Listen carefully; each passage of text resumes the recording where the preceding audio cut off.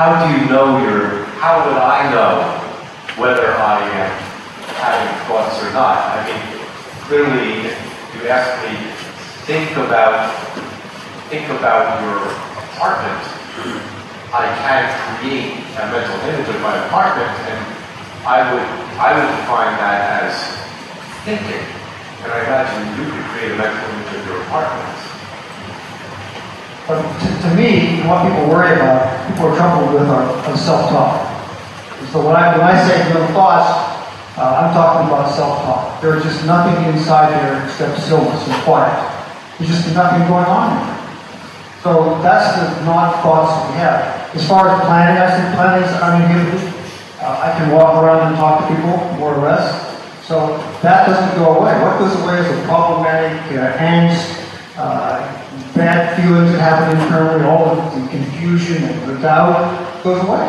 There's just no thought there to reinforce it. It just vanishes. Just comes. Now, not that this is the correct model, but in Ben's cognitive theory of mood, for example, the very simplistic view, which would be that thoughts create negative emotions, negative thoughts create negative emotions. So where are you emotionally? Do you ever notice yourself having a negative thought, a fear thought, an anger thought, a sadness thought, and associated with it an emotion of fear, anger, sadness? Well, as Buddhism was saying here, you don't, I don't think there's no attempt made to suppress living emotions like fear or some terrible danger of jumping off the cliff.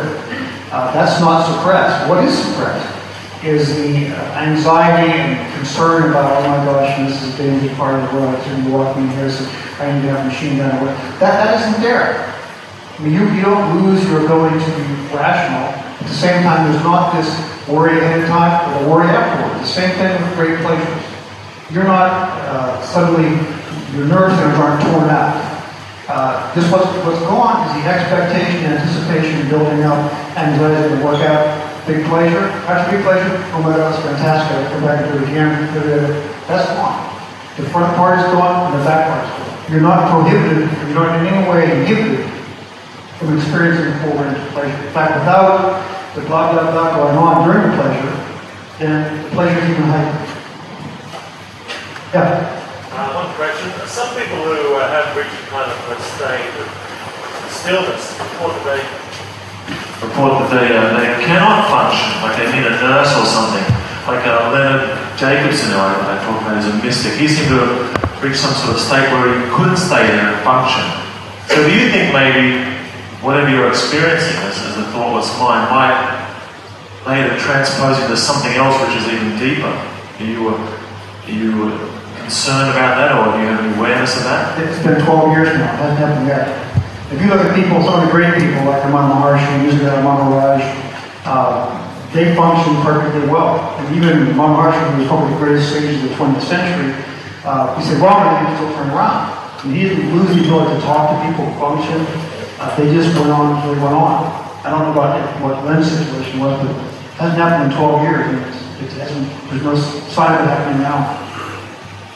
So that's one of the great fears. And the mind, the ego builds this up. Oh my God, it's going to be horrible. If I'm not here protecting you, you'll just become, some terrible thing. It doesn't happen.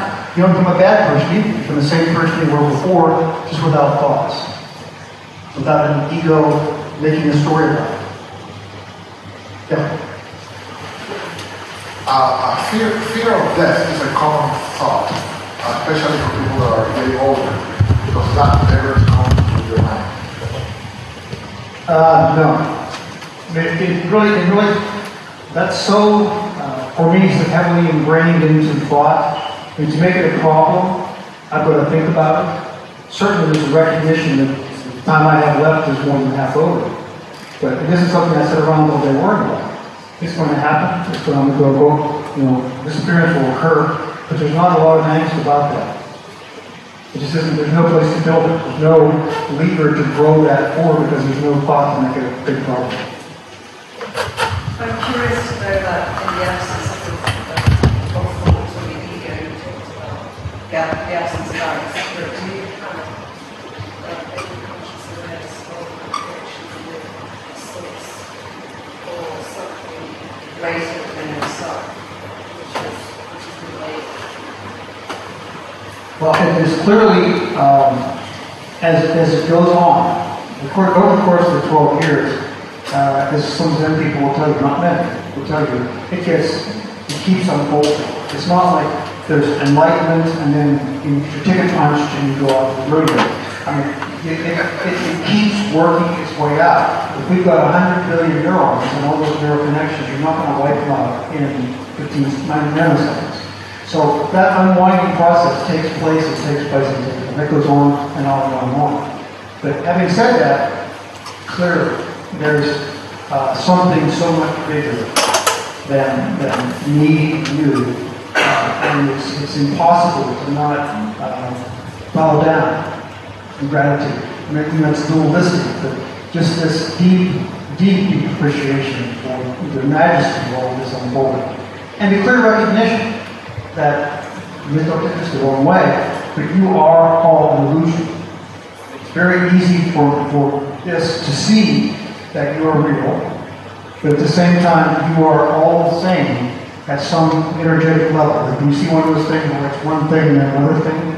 It's like this room. The room is one way, and I can very easily see it the other way, to where you're not real, but you're all the same, one energy field, all one thing.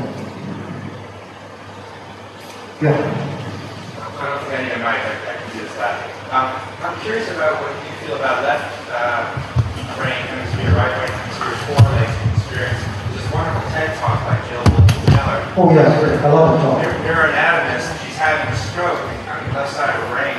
She's simultaneously aware of when her left and right arm are. They went to left and just. TED thing, or go to YouTube, just put in Bolte Taylor. Fascinating, highly aware. Harvard neuroanatomist that had a thrombosis and LTD blew out and just shut down her left side of the brain. But slowly enough, she could watch the whole thing happen. I think a lot of it matches. There are other parts about it with some other people, and they said no. Some of it gets really fuzzy towards the very end of the witnessing time. As she started to come back out of it, she was fixed, on her way coming back out again to read the book. It gets a little clearer, but there was a chunk of it there I wouldn't agree with, but a lot of it was really useful. It's a good thing to agree. So you think the left brain and right brain don't really have?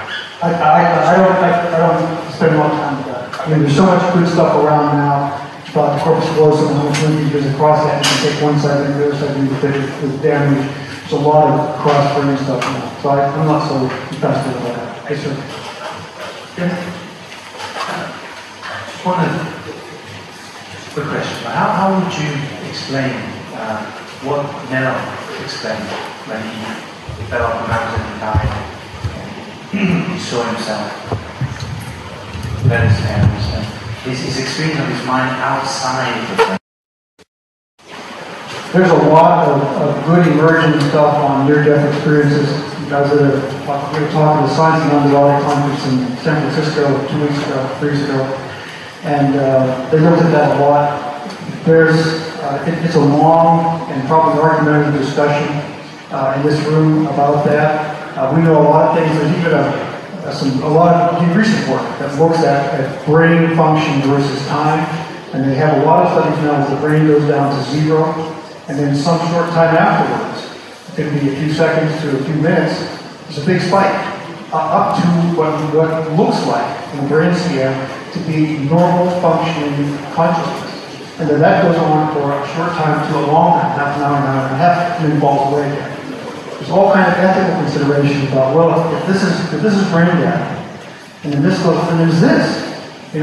What is this? And how does the brain go about doing that? How does it store enough up to make this thing take place for a long time? And when's the person dead? And then this falls away. So it's a long, not difficult, but it's a long, complicated discussion with a lot of people in strong feelings about it. Thank you all very much.